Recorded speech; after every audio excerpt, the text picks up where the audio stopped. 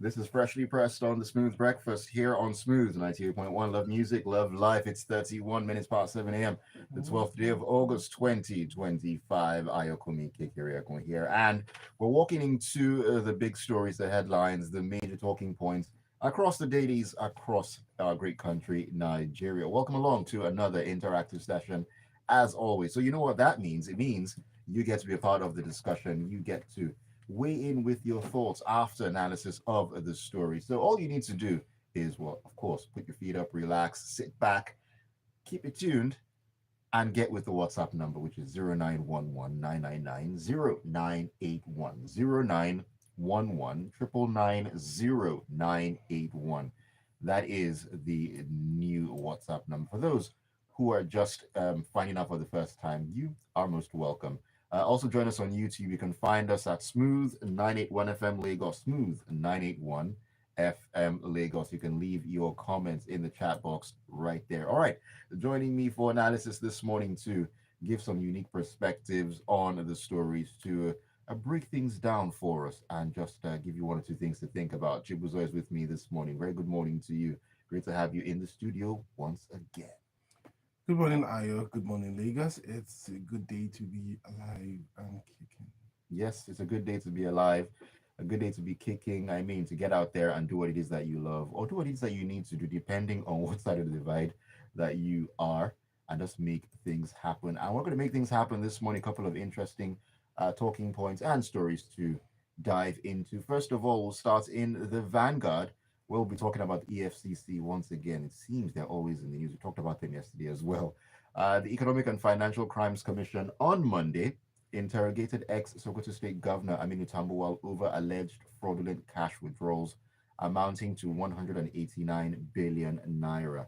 Now, Tambuwal, who governed Sokoto State from 2015 to 2023, arrived at the EFCC headquarters in Abuja around 11:30 a.m. and was taken in for questioning by investigators. According to an EFCC source, the withdrawals are suspected to be in violation of the Money Laundering Prevention and Prohibition Act of 2022.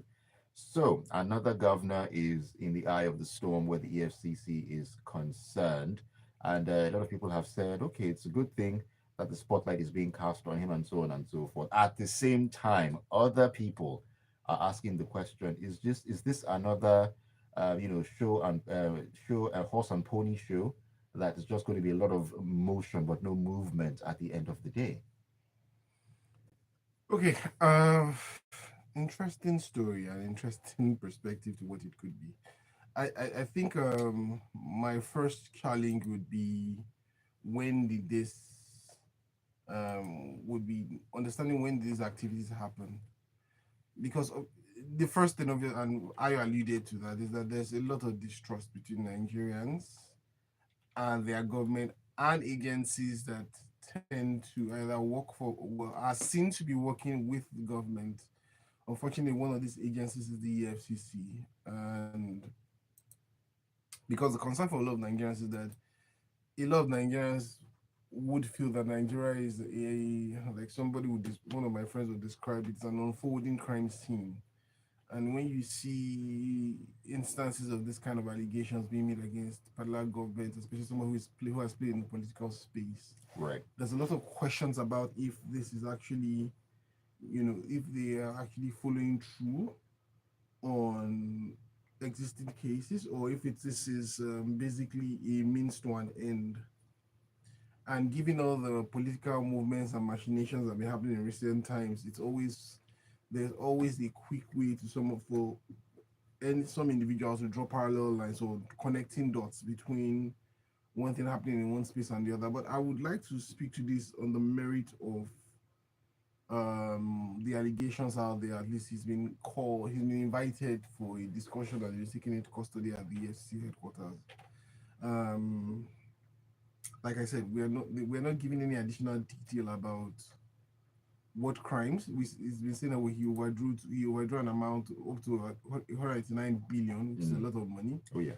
We do not know if it was done when he was governor or if it was done in his personal capacity because he was governor between 2015, if And I'm not wrong, 2023, yeah. and 2023. So he spent 2 years out of government office. So did this transaction happen when he was going after governor? Because it's basically being linked to money laundering. So well, it's tied to the Money Laundering Act. That's how that's the basis for his invitation or his interrogation. So let's see how this pans out. Really, I would hope that if it's tied to anything that he took or he allegedly said to have taken while he was governor, that at the end of the day, these funds will find their way back to the coffers of the state if that's where if that's what it comes out to. And I do hope that these investigations and this entire, because before he's called for an interrogation, I expect that some due diligence and investigations have already been done. Let's not have a long drawn out process or case that seems to be, that would die in its own steam after a period of time. And let's go on to come to a favorable conclusion.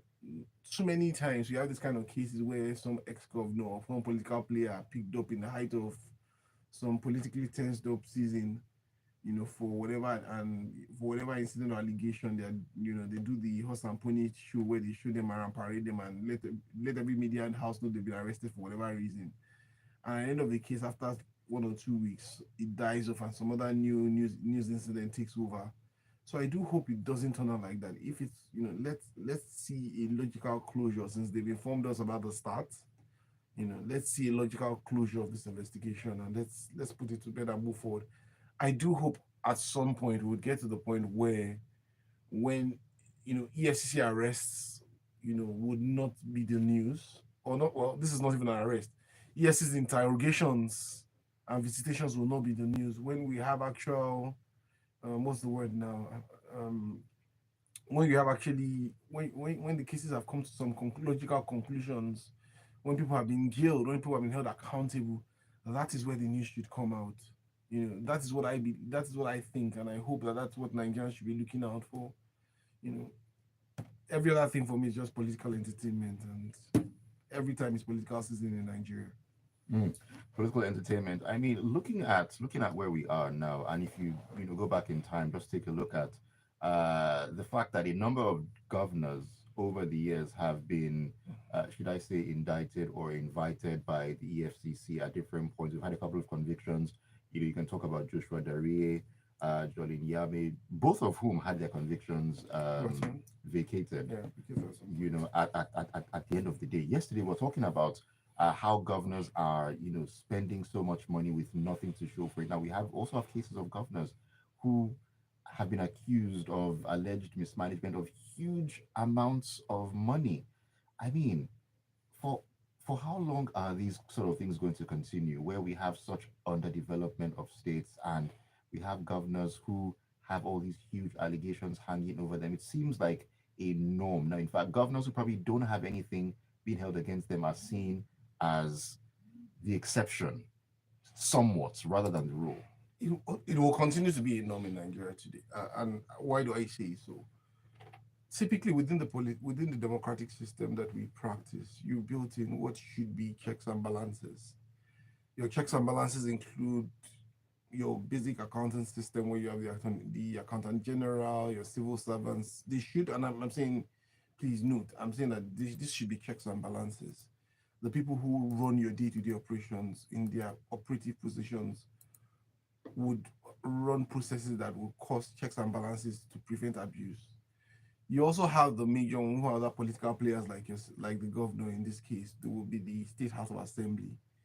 They also should be a major check and balance to how much is appropriated, what is appropriated for, how much spending. Their committees will have oversight over these things. Mm. But unfortunately, what we tend to see in the Nigerian system, and over the past few years, we've learned it's not just unique to the Nigerian system. It's down to any system that puts politics above delivery, above service, above doing the work that is needed to do, and puts politics at the top of the chain, is that you erode all those controls, because the ones who are in the civil service, obviously, due to things like job security, corruption, and co, would not you would not play the rules of checks and balances. Then the other guys who are supposed to be the last bastion of hope for the people, their so-called representatives, sell out their souls for their political advancement. because, and you see it in the states, when a state takes charge of the governorship position, Yeah. you see a cascade.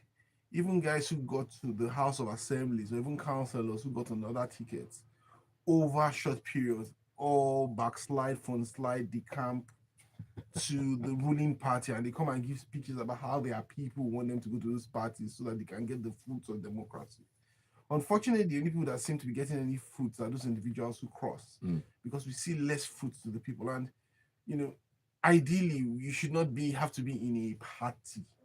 And the party, the governors, and like you, I was alluded to, should be doing the work they ought to be doing. So once you don't have those checks and balances, the governors become a king unto themselves. Whenever we have an incident and we have a governor has donated 1 billion naira or 500 million naira to celebrate a football team, Where did that money you come know, from? we are not questioning the fact that the people that receive those monies should have, either deserve the funds or not. We're saying that where did the money come from? Did they come from the allocation from the state? Were they budgeted? Did they come in from some discretionary funds that the governor has access to and does not need permission? Or should they have gone through particular processes for those monies to be allowed to be spent? But today it does just appear that the governors are the end all and be all for everything around their states, and there's really nothing to stop them from doing whatever they want to do when they feel like doing it. Mm. Yes, And the same thing appears obviously to be even cascading upwards. yes, indeed. Let's get your thoughts on the issues as well. Send them in on WhatsApp on 0911 999 0981. All right, let's take a walk into the Guardian. Still talking some big figures here. The World Bank has approved $300 million in financing for the Solutions for the Internally Displaced and Host Communities project, aka SOLID. Now, the bank said the initiative will enhance access to essential services and economic opportunities for internally displaced persons and host communities in selected local government areas in northern Nigeria. Now, it's stated that by adopting an integrated development strategy, the SOLID project seeks to help both IDPs and host communities to move towards greater self sufficiency and resilience in line with Nigeria's long term development goals. All right, so $300 million in financing to help IDPs and of course the host communities as well. And one of the first questions that jumps to mind and probably jumps to everyone's mind, apart from the fact that do we really need to be getting financing to do these things? But that's on the other hand. The main issue here is, will these monies actually get to where they're supposed to? Will it do what it's supposed to do at the end of the day? Hmm, good question. So, to start with, Nigeria's eighth on the list of countries with the largest numbers of IDPs in the world. Reportedly have about 3.34 million people who are internally displaced within the borders of Nigeria, right?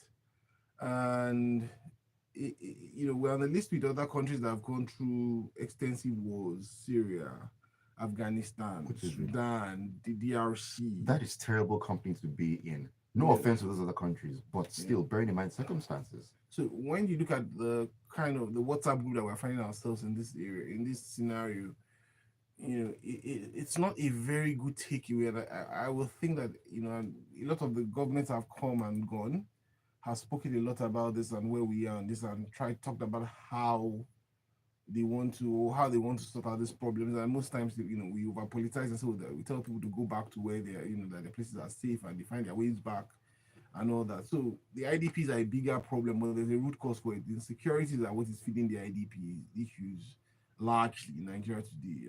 Insecurities are, across parts of the northern Nigeria are Yeah. responsible for the large numbers of people who have in IDP camps today. So the World Bank coming into play, 300 million. We've been always dependent on externals. Unfortunately, or well, fortunately, that we can even get the funding to be able to sort out these issues. Um,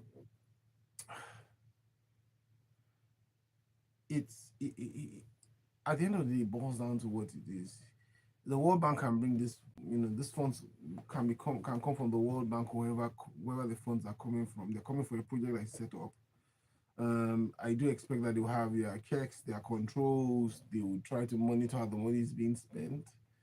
But at the end of the day, what are our targets with these interventions, and how are we putting these interventions together So the good thing about this particular intervention is looking not just at the IDPs or people in the camps, it's also looking at how to manage the impact on the communities that are hosting them at this Yes, point. Because yes. it's one thing about it, the longer you have this camps there, you know, forget the good nature of the host communities. There's certain to be friction because even the guys in the camps want to leave after a point. They don't want to be, you don't, as an adult, you don't want to be kept in a place and because of you cannot control your situation. Mm, So you have children also in those camps. You have families in those camps. After a while, there will always be some conflict between the camps and the host communities, you know. And if things, especially the kind of situations we live in this country, there are security concerns, there are all sorts of concerns. So one of the things that a lot of people take for granted is the impact of those camps on the host communities or the neighboring communities. How do they manage it? So I like it that this program is also looking at how they manage those impacts. How do we also provide for the IDPs? You know, we've heard about visitations to the IDP camps where every time there's a visitation, there's always complaints about what's happening in the camp, how there's not enough food, how there's not enough shelter, how shelter is in poor condition, how basic things like water are not available. So we do hope that this kind of funds will find their way into providing some semblance of normality for the people while they have to stay in those places. While the bigger picture is how do we as a country or as a people resolve the conflict situations that have led for those people to find their way in those camps in the first place. mm. So that should be the end goal. We can get all the money from whoever, the World Bank, UNICEF, whoever exists, but at the end of the day, are we solving the problems that led to the and the problems are not the conflicts, but what led to those conflicts? Right. The economic situations that have allowed people to be able to put themselves forward to be used as tools in this conflict. So there are a lot of things to think about, and for me, I always use the word systemic thinking. When we get down to the bolts and nuts of what has led to these situations, we can start solving some of these problems long term. Mm. I do. So let me play devil's advocate here for a little bit, very very quickly. Now, if you've seen the movie War Dogs at some point, I don't know if you ever saw I think the I movie War have. Dogs. I'm trying to. I think I have seen bits of It it. was this guy that was in 22 Jump Street. This chubby guy. What's his name? His name escapes me right now. It'll come back. Or if you know his name, please just remind me. He was in 22 Jump Street. The chubby guy. I can't remember his name right now. Now, when it comes to war, there is always somebody who benefits at the end of the day. Yeah. Now, like I said, this is me playing devil's advocate here. Looking at the number of IDPs we have, looking at the company we're in terms of countries that are in full blown conflicts. Now, could there be any possibility that some parties, whomever they might be, are actually looking to make sure that we have a state of conflict within the country that will then lead to IDPs, that will then lead to us being able to get this kind of financing? I mean, $300 million by any stretch of the imagination is no small money. So, like you mentioned, for every war situation, there are always going to be people who benefit from it. From every evil situation, there's always somebody who's going to benefit from it. If people die, there's someone who's selling coffins, and giving Mm, a full-time program to bury your dead. So there are always guys who are going to be there. It's you know there and obviously once there's money to be made, there's always the incentive to get involved in creating the situation for the money to be made, to taking over the entire chain. So there are guys who sell weapons, there are guys who benefit from fundraisings, there are guys who benefit from the chaos. A lot of the conflicts, for instance, in parts of the north, for instance, like places like Zamfara and Co, have been alleged to be incentivized by guys who want to extract raw materials which they don't want to pay for. They don't want those raw materials to go through valid chains of custody and how they'll be sold. So they the stories have been mm, that these guys actually kickstart some of these conflicts for them to be able to move these things out, no questions asked. So we'll always have that hanging in the air that some of these things, some of these conflicts that we are dealing with are really what exactly are we doing? Are they conflicts that have happened because of friction or whatever of course, or are they being engineered? And whoever is engineering obviously is going to pay the is also always going to enjoy the benefits. But Right. all these things always leave a trail. And if we put the lives and the safety of our citizens at the top of the table, at some point we'll be able to ask ourselves the right questions and be able to solve those problems. But at the moment, we would keep having to wait for the likes of the World Bank and whoever wants to give us money to solve the problems that have been caused by these conflicts. Mm. And just remembered his name is Jonah Hill. That's what I was trying to remember. Oh Jonah yeah, Hill. yeah. Yeah. I don't know how his name left because he's actually quite popular and all that. Let me take a message or two here. Fabian in it where says, I wonder why the World Bank continues to give loans to this government when there has been a lack of accountability on past loans. What are the governors where such IDP camps are doing themselves? What about the continued insecurity? We must learn how to fish ourselves and not remain comfortable just eating fish given to us. All right. Guru from Lekki said, add this to the list of questions. What is or are the conditions tied to this World Bank fund or loan? Very good question. This one, okay, I'll come back to this one. There's a reason for that. Ajayi Olunilua says, it's interesting that the EFCC is just beaming its searchlight on former Sokoto Governor Aminu Tambuwal more than 2 years after leaving office. The fact that he's being prosecuted at this point raises questions of political bias, being a member of the newly formed coalition of opposition members seeking to unseat the president in the next general elections under the banner of the ADC. There will always be thoughts about is it a witch hunt or otherwise. Yeah, and that's the problem. I was trying to steer away from those things, but it's the unfortunate truth that when you pick up a political player and you give very sparse information about why he's been picked up, even when you give some information, there's always the tendency to draw connecting dots between his his current political position and the allegations, because there are several other people that allegations have been made about, and which a lot of people would swear to their mothers, that in fact their late parents' graves, that they are corrupt, and they are busy walking up and down the streets and even sitting, being exalted in higher positions. So unfortunately, we've gotten ourselves in that situation where Nigeria is, you point one finger at one person and say, oh, this person is corrupt.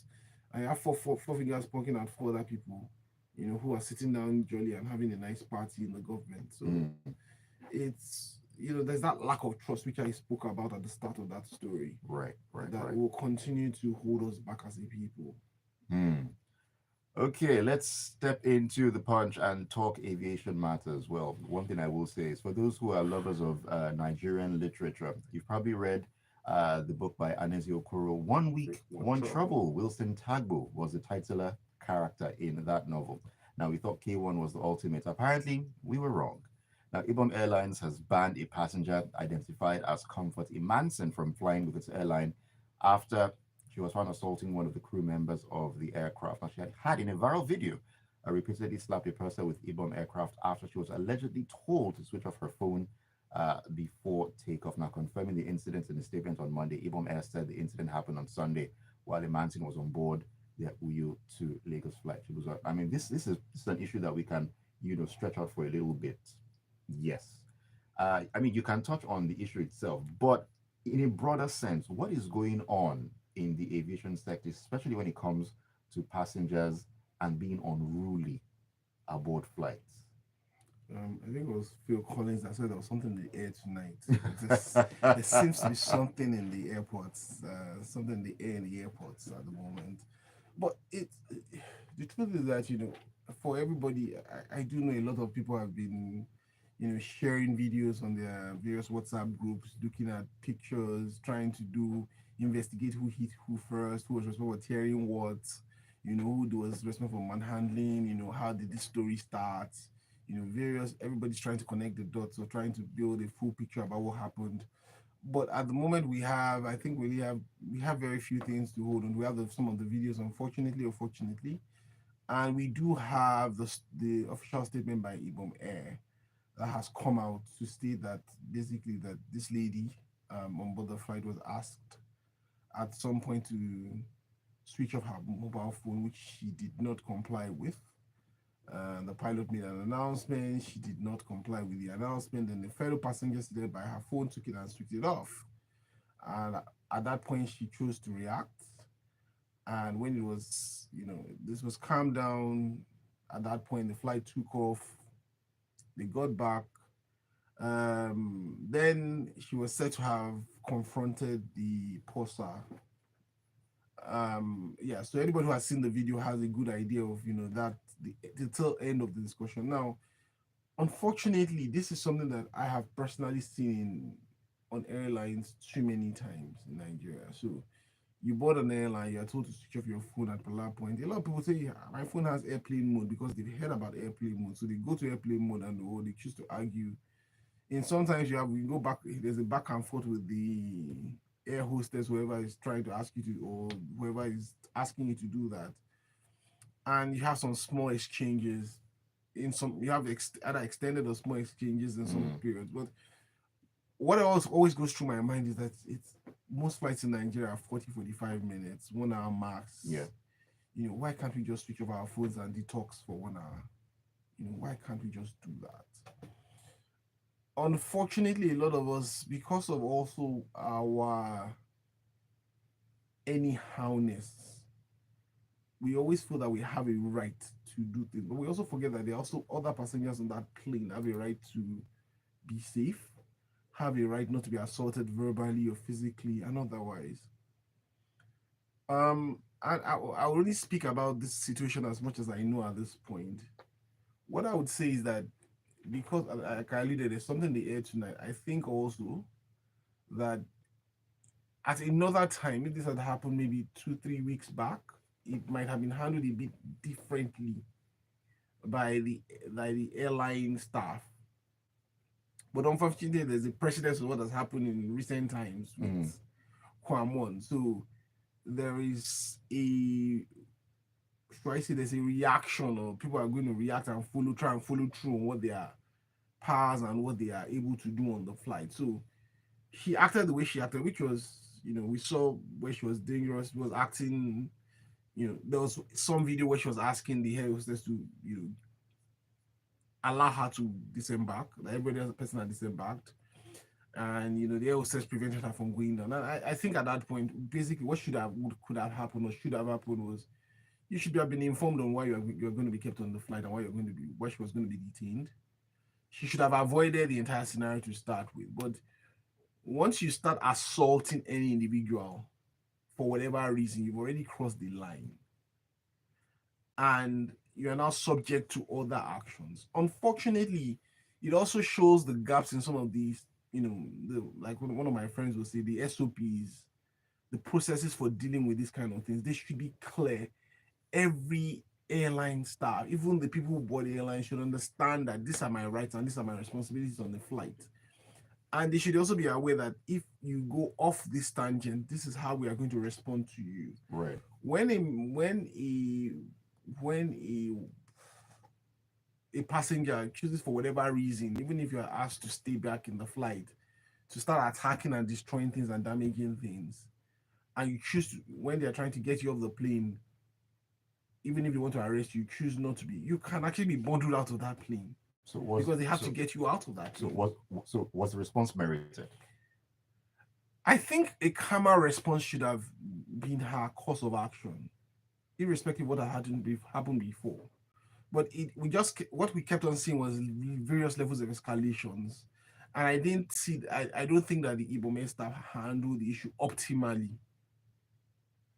And I think that that's one of the things that the last two incidents also should also inform the regulators at the airports and the airline regulators and also the various airlines that our staff should be familiar with procedures to deal with this kind of passengers. It should be clear and transparent to everybody, and it should be well rehearsed. We shouldn't be winging it as we go along, because it opens to a lot of escalations. It opens to a lot of bad behavior. See, we can debate back and forth about the state of mind of the lady or the state of mind of the staff or whoever did whatever did. A lot of people have alluded that, oh, she was off her medication. We really don't know that much. What we saw, all we saw is what we saw. Exactly. We can start from now to tomorrow and say, well, this is what led to it or not. What we have heard is that she's currently cooling off in one of the prisons at the moment. Very. And we do hope that the same grace that was given to Kwamo and her predecessor will be given to her at some point. I'm actually glad you Or raised that because I was going to ask you. I mean, bearing in mind we had that incident not too long yeah, ago at all, and they're somewhat similar, not the same, but somewhat yeah, they're similar. somewhat similar. So The only difference was that he didn't go. The best he did was trying to stop a plane with his hands. He didn't go around trying to slap people. He didn't slap anybody or hit anybody. But it's five of a dozen to how do you say it? You saw the ugly parts of both parts or both parties. She hitting people. The staff obviously also unfortunately in some when trying to get out of the plane there was some nudity. All sorts. mm, I think it's just we need to sort out how we handle this kind of situations. People need to be better behaved. Nigerians also need to come to some realization that even though things look so bad, we still at best should be living in a country with some law, and we should try and at least respect the next person, definitely. irrespective of whatever position the person is in. Because she used a particular word which got to me. In fact, I had a bit of a bias at the time. She was calling, I think she said, the ordinary air hostess. I'm like, come on. That's why we have. I'm going off a tangent, but that's why people don't respect the dignity in labor Right. of Right. individuals. Right. We always feel that we're better than another person because the person is providing the service, which is completely wrong. Mm. Yes, indeed. Okay, actually, just very quickly in one word, if she makes a video apologizing, should all be forgiven. To err is human. Quoting one of our former, quoting one of our former diplomat and the former head of a parastatal. To err is human. To forgive, well, I'll leave that to the law. All right, let me take your messages. This is Ade in Lagos. Ade says it's unfortunate what happened to that lady. In the absence of rule of law, impunity under this government, laws to lawlessness. See what happened with K1. It's because of his closeness with the president. Remember Oshomole too recently. This attitude is synonymous to Agberos in Lagos, but barging to you mean barging into buses, bikes, or kekes. They want to collect money by force. You can see this government has turned this country into a gangster paradise and so on and so forth. Long message as usual, Ade, but I had to just, I think it will be stretched to say it's this government. it's been a general thing. It's been something that we've dealt with for a while. We've selectively enforced laws. We've seen where, and when you selectively enforce laws, what happens is that people who are not even direct beneficiaries of those selective enforcement, want to be in that position at that particular time where they are beneficiaries of it. So they look Right. at it and say, you know what, there is a particular class, and that aspiration needs to be that to that class that is not held to the same standards and laws that every other person is held to. All right, Rexy in Surulere says, why was Yahya Bello invited? Is it because the opposition fear his presidential ambition in 2031? We keep giving connotations to politicians being investigated by the EFCC. Should they probe corrupt practices or not? If they should, let's leave conjectures. You said it, not I, Rexy. You said it, not I. Stan says, if I may ask, what is the purpose of flight mode on a phone? Isn't a phone supposed to be on flight mode instead of switching off? Just asking. Well, usually phones, flight crew ask for phones to be switched off during takeoff and landing generally.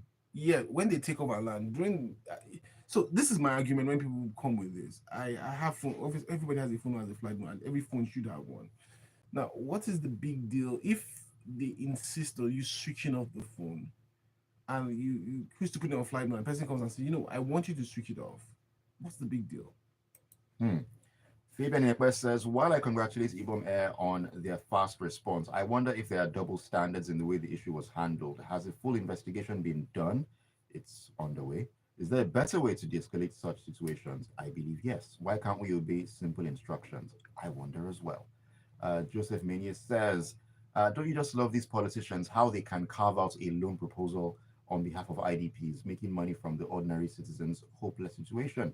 What's the condition? What are the conditions we don't get to know until the givers come back for repayments? Let's be prepared, as more loans are still in the pipelines.